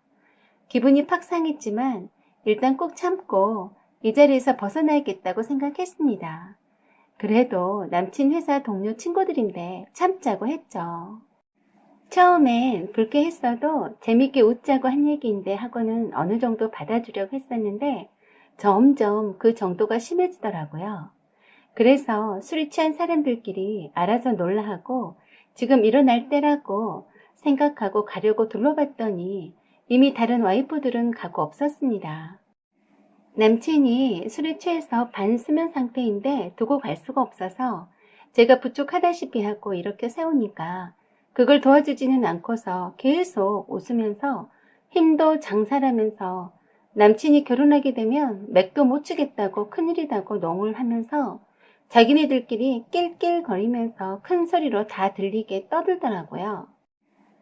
그러면서 거기에 있는 기혼 중에 한 사람이 아이고 얼굴은 못생겼는데 힘은 장사네 카카 라고 했어요. 갑자기 스템이 솟구치는 것 같았습니다. 나도 모르게 그 소리를 듣자마자 남친을 부축해 가고 있다가 냅다 던져버리고 뒤돌아봤습니다. 내가 세상에서 제일 싫어하는 말이 바로 얼굴 못생겼다 란 말인데 너 오늘 잘 만났다 란 표정으로 말했어요. 어떤 새끼냐? 이제 금방 입 놀린 놈 했더니 순간 멈칫하더니 다시 난데요? 왜요? 하며 재밌다는 듯이 손 들면서 일어나더라고요. 저는 테이블에 있는 물컵과 먹다 남은 맥주잔을 들고 가서 냈다 부어버렸습니다. 이 개 뼈다구야. 술 좀 깨라. 그리고 술이 취해서 제대로 분간도 못하는 남친 사진을 찍어서 남친 어머니에게 보내서 개 망나니 아들 여기 있으니 챙겨가세요 하고 문자 보냈습니다. 예상 밖이라는 듯 농담으로 한 건데 너무한 것 아니냐며 자기네들끼리 툴툴거리더라고요. 그래서 호프집 사장한테 500cc 여러 잔과 얼음을 왕창 갖다 달라고 했습니다. 열불나서 한잔 해야겠다고요. 그리고 개 뺐다구더라. 이것도 기념인데 사진 한번 박자 하고 남친 포함해서 너저분하게 술 취해 있는 모습을 마구 찍어댔습니다. 갑자기 돌변한 제 태도에 어리벙벙한 상태로 쳐다보더라고요. 술 깨라고 얼음 섞은 맥주잔 3개를 다 부어 제꼈습니다. 그리고 못생겨서 죄송합니다. 이 개 망난이더라. 그래 생긴 대로 해주니까 좋으냐? 니네들 각오해라. 내일까지 내 기분이 안 풀어지면 니네 회사 게시판 폭발시킬 테니까 각오해 하고 나와버렸습니다. 그렇게 하고 나와도 조금도 후련하지 않았습니다. 그리고 그 늦은 시간까지 주무시지 않으셨는지 제가 보낸 메시지를 받으신 남친 어머니가 전화를 여러 통을 하셨지만 받지 않았습니다. 그 다음날 토요일 아침에 일어나서 어제 있었던 일을 되짚어 봤지만 화가 풀리지 않았습니다. 어떻게 처음 인사하는 동료 친구의 약혼녀에게 그렇게 무례하게 할 수 있는지, 그 회사의 문화 자체가 수준 낮은 건지, 아니면 남친이 자기랑 결혼하기 싫어서 일부러 쇼하는 건지 의문이더군요. 토요일 하루가 다 지나가는데도 누구 하나 저한테 사과하는 문자 한 통 오지 않았습니다. 그래서 남친한테 전화했습니다. 대리를 불러서 왔는지 남친 어머니가 데리고 왔는지 알 수 없었지만 그때까지 퍼 자고 있더라고요. 어제 일은 하나도 생각 안 난다면서 아마도 친구들이 농담 삼아 그랬겠지 하면서 넌 참 이상하더라. 못생겼다고 하면 어때서? 네가 스스로 못생겼다고 생각하지 않으면 되지. 무슨 자격지심에 피해의식까지. 피곤하네. 라고 했습니다. 그래? 너도 알고 보면 그물에 그나물이니 똑같은 놈들이네. 망나니 같은 네 친구들 보니까 앞날이 훤하다. 니도 결국 개인 망나니 새끼였어. 지금이라도 내가 알게 돼서 다행이네. 이래서 결혼은 서두르는 게 아니야. 하마터면 큰일 날 뻔했네. 그래, 잘 처먹고 잘 살아라. 앞으로 네 볼 일 없다. 하고 끊어버렸습니다. 미안하다고 연락도 오지 않더군요. 인성이 저렇게 똥같이 처먹었으니 회사 동료 친구란 것들도 대먹지 않은 거라고 생각했습니다. 그리고 부모님께는 여차여차 해서 파혼한다고 했습니다. 다시는 결혼 말 꺼내지 말라고도 했습니다. 그 다음날에도 아무도 사과 전화를 한 사람이 없더군요. 그리고 그 다음날 월요일 오전에 제 예상대로 남친 회사 지점 홈페이지로 폭파시켰습니다. 이런 똥같은 사원들을 둔 똥같은 회사, 이런 기업 문화가 부끄럽지도 않느냐? 눈이 있고 귀가 있다면 각성해라 라는 문구로 시작해서 여자 외모 비하 발언을 서슴지 않는 똥같은 회사에 기업 문화의 실태를 고발한다 는 문구로 해서 술 취해서 해롱한 상태의 남친과 망나니들 친구들 사진을 사건의 개요와 함께 올렸습니다. 한참이 되니 내 전화에도 불이 났는데 절대 받지 않았습니다. 저희 엄마한테도 전화 받지 말라고 했고 당분간 모른 척 하라고 했습니다. 저녁에 집에 남친이랑 계모임 기수 친구들이 함께 왔습니다. 미안하다고 술김에 실수했다고 했어요. 그래? 당신네들 술김에 실수한 걸 가지고 홈페이지에 글 올렸다고? 돌아서 욕할 사람이네. 어디다 술 먹은 핑계를 대시는 거죠? 지점장 모시고 오세요. 당신네들 혼낼 수 있는 사람 모시고 오라고요. 하고 돌아가라고 했습니다. 그랬더니 잘못했다며 자기가 그렇게까지 마음이 상해 있는 줄 헤아리지 못했다며 용서해달라고 하더군요. 내 입만 아프니 너네 최고 책임자가 와서 사원교육 잘 시키겠다는 말을 직접 들어야겠다고 했습니다. 세상에 정말 우습게도 지점장은 끝까지 와서 사과하지 않더군요. 보수적인 답답한 기업에서 지점장이 직접 와서 사과할 리는 없죠. 그 일로 오히려 저는 진상짓하는 남친의 약혼녀로 회사에 널리 알려진 모양입니다. 썩어빠진 회사의 기업 문화가 윗대가리가 잘못되니 아랫물도 따라 썩는 것 아니겠어요? 기껏 부장인지 누군지 그냥 형식적으로 찾아왔더라고요. 말하지 않아도 비디오였습니다. 못생겨서 못생겼다고 한 걸 가지고 게시판을 블락했다고 얼마나 욕을 하는지 뻔했습니다. 남친은 얼마나 회사에서 상사들한테 여친 하나 제대로 못 잡아서 이런 불상사를 냈냐고 혼쭐 났겠죠. 이 정도면 됐다 싶어 못 이긴 척 게시판에 글을 내렸습니다. 안 됐다 남친아. 그러게 말을 잘 했어야지. 자격지심이니 피해의식이니 앞으로 입맛에 맞는 여친 만나면 말 이쁘게 해라. 라고 말해 주었습니다. 여기까지가 결혼할 뻔한 남친과 파혼한 스토리입니다. 여러분의 생각과 의견 댓글로 남겨주세요. 구독과 좋아요 그리고 댓글도 부탁드립니다. 사연 제보도 이메일로 보내주세요. 여기까지 시청해주셔서 감사합니다. 안녕하세요, 오만사입니다. 오늘의 사연은 작은오빠의 여자친구가 처음 우리 집에 인사하러 왔는데 더럽다면서 기겁을 하고 도망을 갔습니다. 란 내용으로 읽어드리겠습니다. 저에게는 오빠가 둘씩이나 있습니다. 큰오빠는 이미 결혼해서 애가 둘이 있고요. 둘째 오빠는 32살인데 아직 미혼입니다. 둘째 오빠에 관한 얘기를 할까 합니다. 둘째 오빠가 최근에 사귀는 여자가 있다면서 저희 부모님께 넌지시 인사를 시키고 싶다고 했어요. 사실 오빠가 저희 부모님께 인사드리겠다고 소개한 여자분이 지금이 두 번째입니다. 첫 번째 여자는 오빠의 고등학교 동창이었는데 오랫동안의 연애 기간을 가지고 사귀었지만 상견례 전에 우연하게 오빠의 여자친구의 친오빠가 사기범으로 교도소에서 복역 중이라는 걸 알게 되었고 여자친구의 아버지도 같은 죄목으로 전과가 있다는 걸 알게 되었었죠. 그래서 저희 부모님은 절대 결혼 반대했었고 작은 오빠도 자연스럽게 첫 번째 여자친구랑 헤어지게 되었는데 그 과정에서 작은 오빠가 많이 상처받고 힘이 들어 했습니다. 그래서 한동안 다른 여자를 사귀지 못하면 어떡하나 하고 저희 부모님은 걱정을 많이 했었더랬습니다. 그런데 다행히도 두 번째 여자친구를 데리고 왔네요. 물론 여자친구 쪽 부모님께는 인사를 드렸다고 했습니다. 작은 오빠는 여자친구 집에 처음 인사드리러 갔을 때 깜짝 놀랐다고 했어요. 너무 어이없게도 엄청 깨끗하고 온 집안이 빛날이 그 자체였대요. 신발 벗어놓는 현관 바닥도 바로 맨발로 다닐 수 있을 만큼 티끌 하나 없는 것에 놀랐답니다. 거실이나 화장실에도 파리가 무심코 앉았다가 낙상할 정도로 매끈하고 반질반질 했다네요.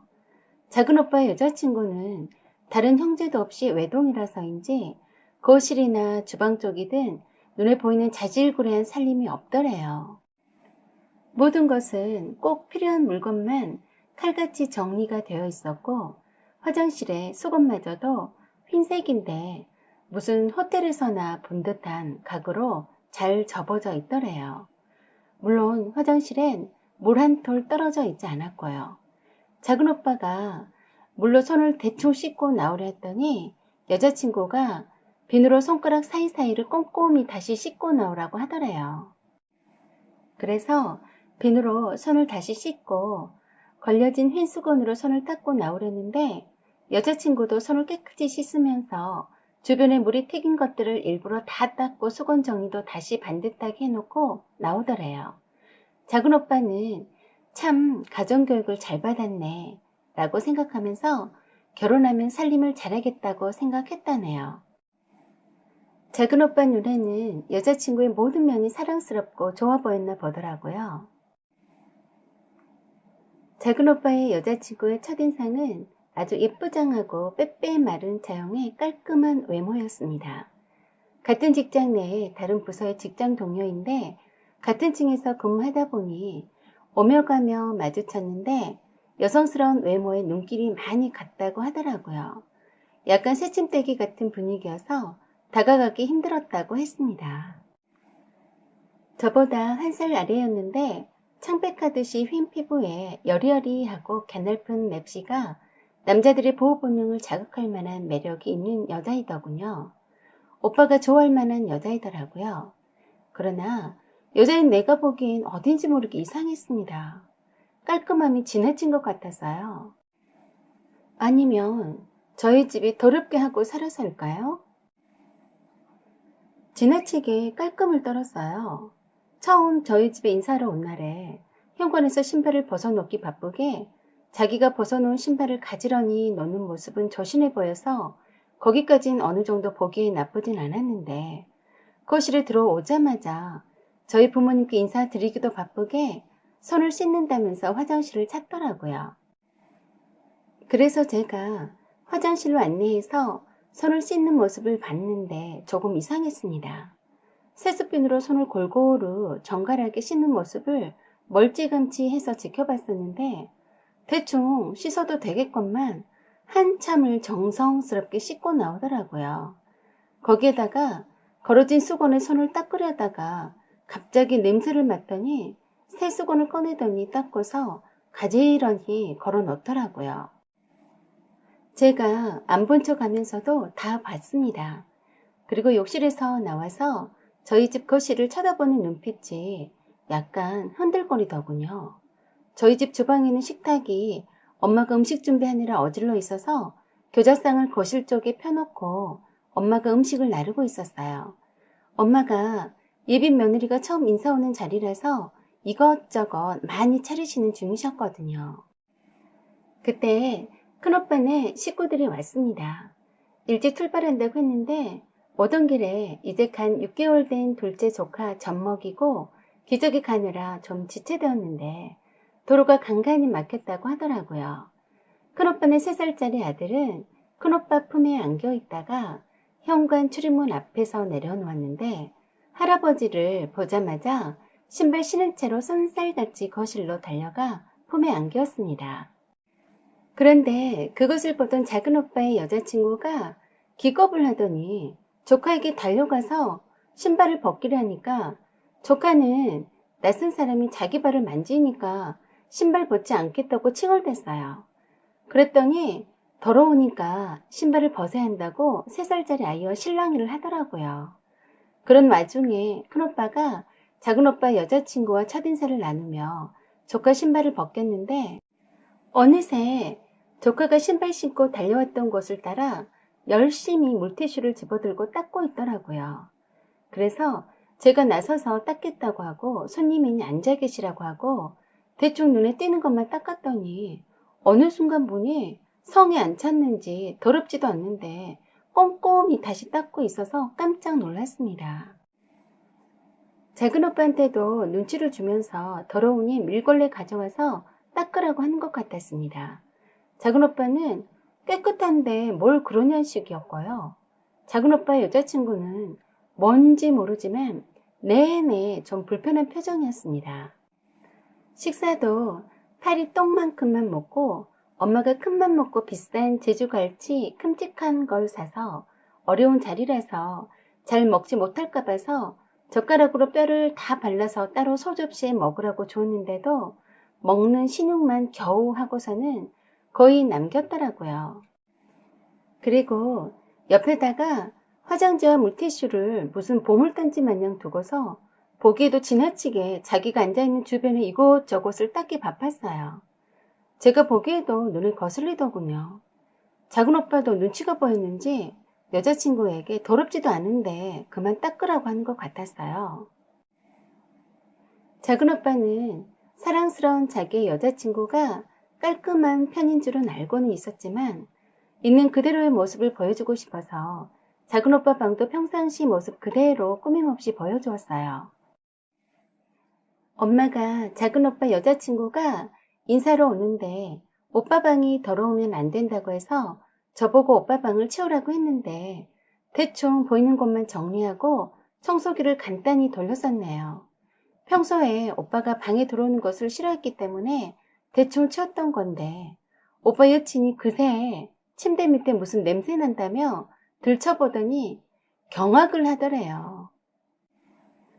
벗어놓은 양말이며 운동 갔다가 땀에 젖은 운동복이 들어있는 가방을 들춰내더니 침대 밑에 먼지들이 청소가 안 되어 있는 거 보고서는 이렇게 더럽게 해놓고서 침대에서 잠이 오냐면서 깜짝 놀라더래요.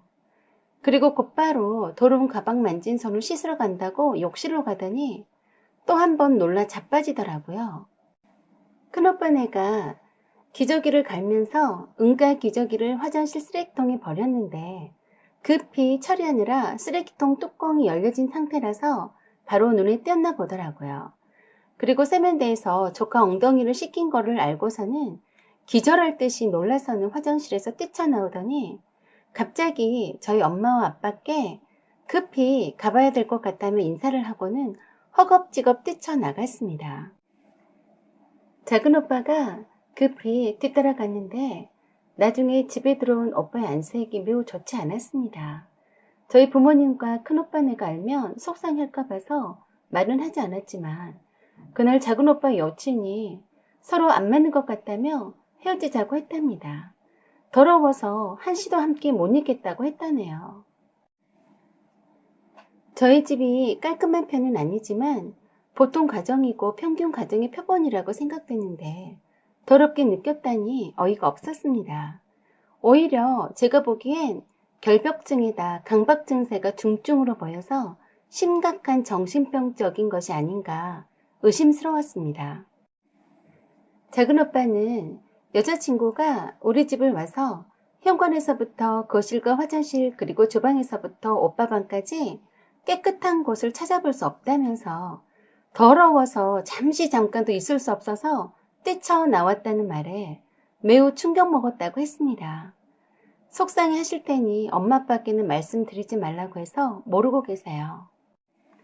손님 맞이한다고 나름 바쁘게 청소도 하고 한우갈비랑 갈치조림과 닭갈비 등 육회공으로 고생 맞춰서 식사 준비를 정성껏 했는데 예의 없이 짓거리만하게 먹는 둥 마는 둥 하고 집이 더럽네 어쩌네 별 희한한 소리를 다 했다니 그런 여자가 우리 집 식구가 안 되는 게 다행이라고 생각했습니다. 작은 오빠도 여자친구한테 실망한 것 같았지만 그래도 미련이 남았는지 둘이서 아웅다웅 하는 것 같았어요. 그래서 제가 오빠에게 분명히 말했어요. 그 여자 정신적으로 온전치 않아 보이니 일단 병원부터 가서 진료 한번 받아보라고 해 라고 말해주었어요. 그랬더니 작은 오빠가 그때서야 제가 몰랐던 사실을 말해주었어요. 작은 오빠의 여자친구는 작은 오빠를 만나기 전에 파혼한 경험이 있다고 했습니다. 결혼 날짜도 잡아놓고 회사에 청첩장까지 돌렸는데 돌연 결혼식 하기 일주일 전에 파혼했다고 했습니다.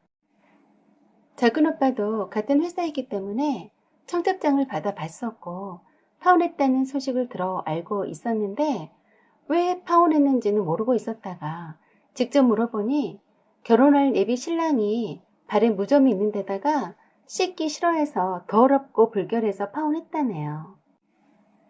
그러면서 작은 오빠는 깔끔해 보여서 마음에 든다고 했었는데 처음엔 정말로 조커인 줄 알았답니다. 이제 보니 그 말이 진심이었던 걸 알고서는 작은 오빠도 좀 놀라워하는 표정이었어요. 작은 오빠는 여자 복이 없나 보다 하고 결혼할 팔자가 아닌 것 같으니 당분간 결혼 생각은 하지 말아야겠다고 하면서 기가 잔뜩 죽어 있었습니다. 큰오빠는 결혼해서 알콩달콩 잘 사는데 왜 작은 오빠는 결혼할 여자마다 문제가 생기는지 저도 참 속상했습니다. 참고로 저희 집 생각하시는 것처럼 절대로 더럽지 않습니다. 손님 맞이한다고 해서 나름 충분히 청소했었고요. 오해하지 않으시길 부탁드립니다. 오빠 몰래 엄마랑 유명한 점집이나 무당한테 조언이라도 들을 겸 해서 가볼까도 생각해봤습니다. 엄마가 예전에 우연하게 저희 형제들의 사주를 보신 적이 있으셨는데 저와 작은 오빠는 일찍 결혼하면 안 된다고 한 적이 있었다고 하셨습니다. 특히 작은 오빠는 오매불망 기다리는 천생연분이 있으니 그 인연과 짝을 맺어야 한다고 했다는데 다시 한번 사주나 점을 한번 보고 싶기도 합니다. 연이어서 2번씩이나 그러니 저도 참 답답했습니다. 작은 오빠가 기다리고 있는 천생연분을 만나려고 그러는지 모르겠지만 작은 오빠를 진심으로 사랑하고 위해주는 따뜻한 여자를 만나서 아름답게 살아갈 수 있었으면 좋겠습니다. 작은 오빠 힘내라. 화이팅! 인생에 있어서 가장 중요한 3가지 사건이 있다면 그건 바로 삶과 죽음 그리고 결혼이 아닐까 생각해 봅니다. 그리고 우리 인생에서 가장 중요한 만남의 복 중의 3가지는 부모와 형제 그리고 배우자를 잘 만나야 하는 거라고 합니다. 태어남과 죽음 그리고 부모와 형제를 만나는 건 내 뜻대로 되는 것이 아니지만 결혼과 배우자를 만나는 건 우리의 자유의지에 따라 결정하는 것이니 신중해서 선택해야 할 것들임이 분명합니다. 앞으로 배우자를 선택해야 하실 분들은 이 점 유념하셔서 모두 좋은 배필들을 만나시길 기원합니다. 사연은 여기까지입니다. 혹시 주변에 이와 비슷한 일이 있으시면 댓글 부탁드립니다. 구독과 좋아요 그리고 알림 설정 부탁드려요. 여기까지 시청해 주셔서 감사드립니다. 좋은 날 되세요. 안녕하세요. 오만사입니다. 오늘의 주제는 사랑하는 시어머님 편입니다. 오늘의 사연 시작하겠습니다. 제가 결혼할 때 시어머니는 혼자 농사를 지으시고 계셨어요. 남편이 5살 즈음에 시아버지께서 돌아가셔서 시골에서 계속 농사 지으시면서 남편과 남편의 여동생을 키우셨다고 해요. 지금의 남편과 먼 친척뻘 되는 친구 엄마의 소개로 남편을 알게 되었는데 첫인상도 좋고 만날 때마다 착한 심성과 순수하고 대화가 잘 통해서 3년 동안 사귀다가 결혼까지 생각하는 사이가 되었었죠. 소개받을 때부터 홀어머니가 농사 지으면서 어렵게 키우셨다는 말을 들었지만 생각보다 너무 어려운 환경이어서 깜짝 놀랐더랬습니다. 시어머니는 농사해서 채소를 장에다 팔고 다른 집에 일당벌이 농사일손 돕는 것으로 생활해 나가셨다고 했어요. 시골 동네에서만 사셔서 세상 물정도 잘 모르시고 오로지 자식만 바라보고 하루하루를 사셨다고 합니다.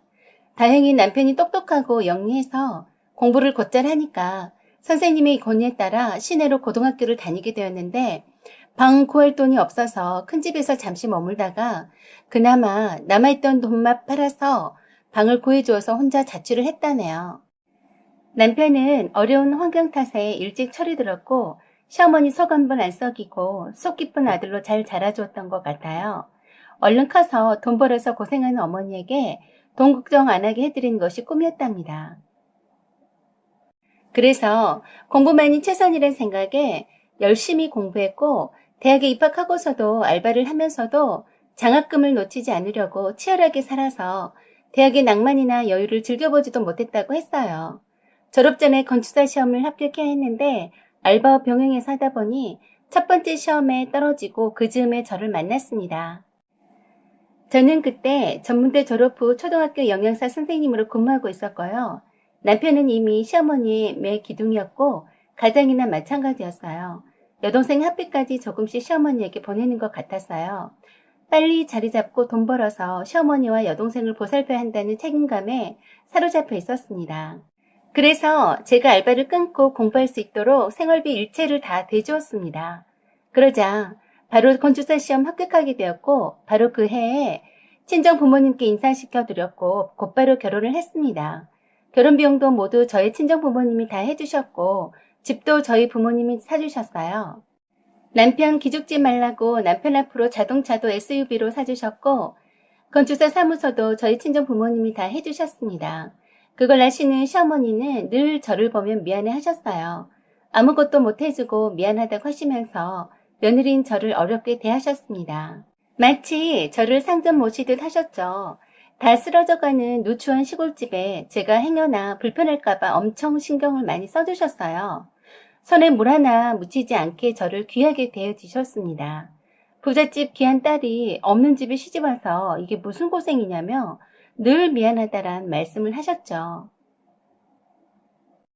저는 그런 시어머니가 친정엄마처럼 따뜻해서 참 좋았고 또 새로운 어린 며느리한테 쩔쩔 맺는 듯한 모습이 너무 안쓰럽기도 했어요. 그래서 남편에게 시골집을 허물고 다시 새로 집을 지어드리자고 했어요.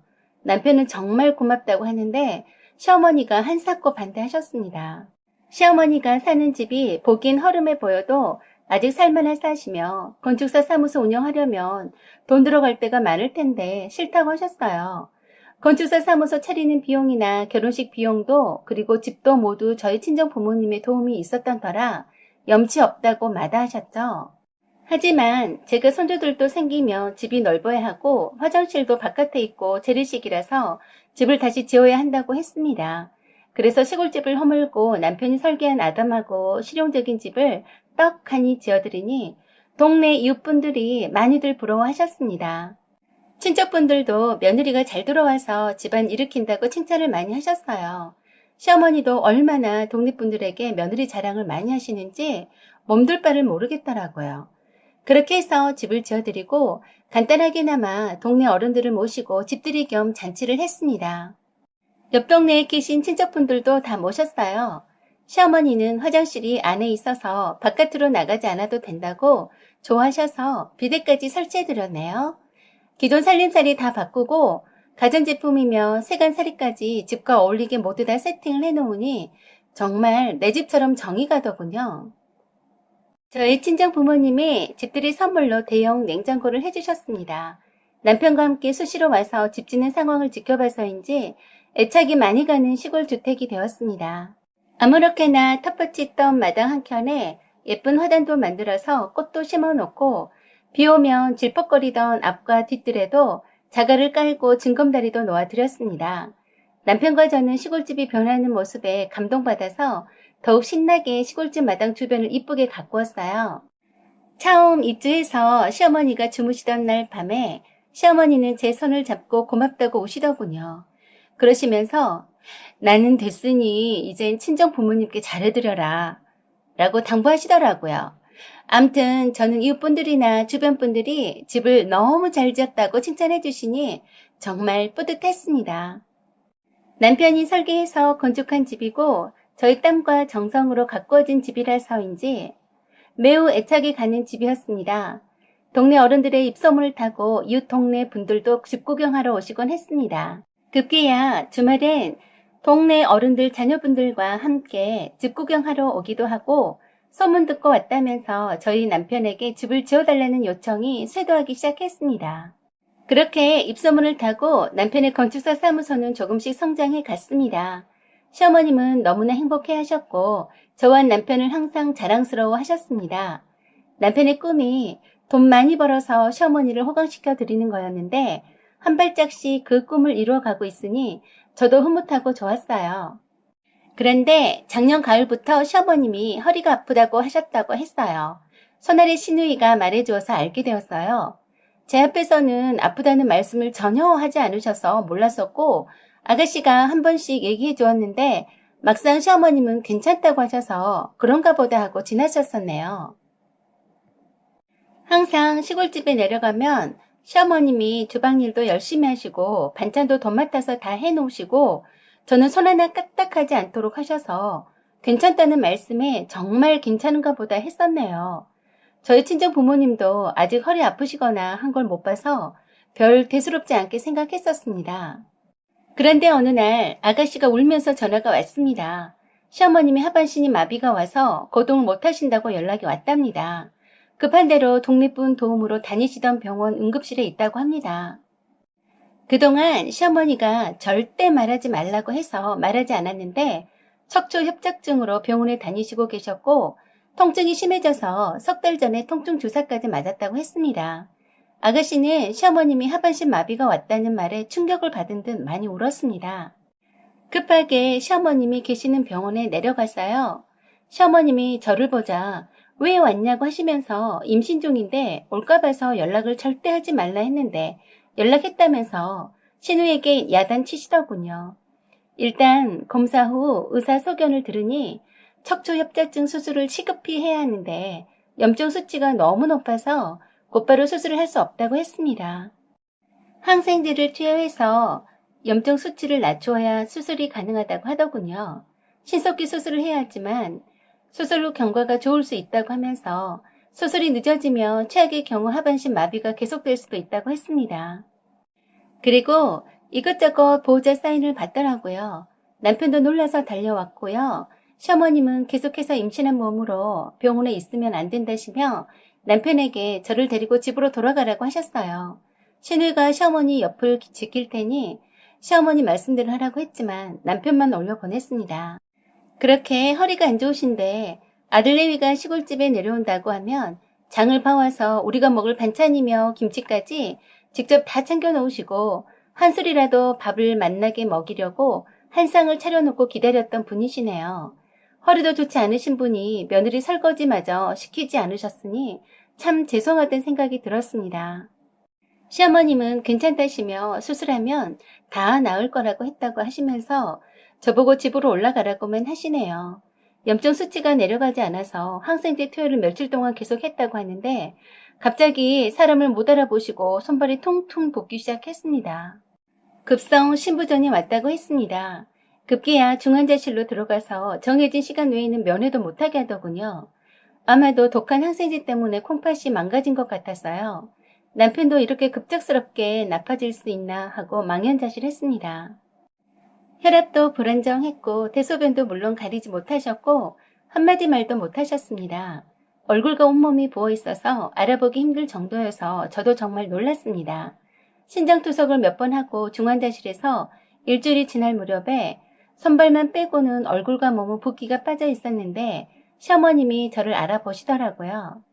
입술과 혀와 입천장이 모두 얼어서 염증이 심한 상태인데도 저보면서 뭐라 말씀하시는 것 같길래 가까이 가서 귀에 댔더니 하시는 말씀이 아기 낳을 때까지 친정에 가라. 아기가 제일 중요하다. 병원에 오지 마라. 내 아들과 잘 살아서 고맙다. 내 방 단스 서랍 안쪽에 통장과 봉투가 있다. 챙겨서 가져가라. 정신이 온전히 돌아오셔서 이것저것 말씀하시는데 대부분이 제가 좋은 걸 못 보니 병원에 다시는 오지 말라는 거였어요. 눈에 눈물이 그렁그렁 하시면서 하시는 말씀에 저도 모르게 눈물이 왈칵 쏟아지더군요. 옆에서 시누이도 울고 남편도 울고 눈물바다가 돼버렸네요. 남편에게 재차 말씀하시니 남편이 걱정 말라고 하고 저를 친정에 보내겠다고 했습니다. 그런 후 계속 주무시는지 혼수 상태인지 분별하기 힘들 정도로 깨어있는 시간이 없었습니다. 기존에 당뇨 증세가 있었던 시어머니는 신장 투석을 계속 했었지만 치료 도중 폐혈증으로 돌아가셨습니다. 남편과 시누이의 슬픔은 이루 말할 수 없었습니다. 좀 살만하고 아들의 효도 속에 편안히 사실 만하니 하늘나라에 가시게 되어서 정말 안타까운 마음뿐이었습니다. 장례식 치른 후 시어머니 물품 정리하면서 시어머니가 저에게 말씀하신 서랍장에서 통장과 봉투를 발견했습니다. 그동안 용돈 드렸던 것 모아놓은 봉투였고요. 통장은 그리 큰 액수는 아니었지만 아마도 시어머님이 장에다 갖은 채소 팔아서 모아둔 돈이었어요. 며느리인 저를 자식 이상으로 아껴주셨던 시어머님의 사랑에 눈물이 나네요. 어머님, 그동안 참 감사했습니다. 하늘나라에서 늘 평안히 안식하시기를 빕니다. 저희는 어머님의 뜻에 따라 행복하게 잘 살겠습니다. 사연은 여기까지입니다. 부모님의 건강을 미리미리 챙겨드려야 할 것 같습니다. 특히 무분별한 항생제 투여나 감기약 등 해열제 복용은 유의해서 드셔야 할 것 같아요. 나이 드실수록 간이나 신장 기능이 약하기 때문에 쉽게 건강이 나빠질 수 있는 것 같습니다. 특히 신장은 한번 나빠지면 회복하기 어렵다고 합니다. 해열제나 진통제 복용으로도 나빠질 수 있다고 하니까 꼭 필요한 만큼만 복용하시기를 바랍니다. 여기까지 시청해주셔서 감사드립니다. 늘 건강하세요.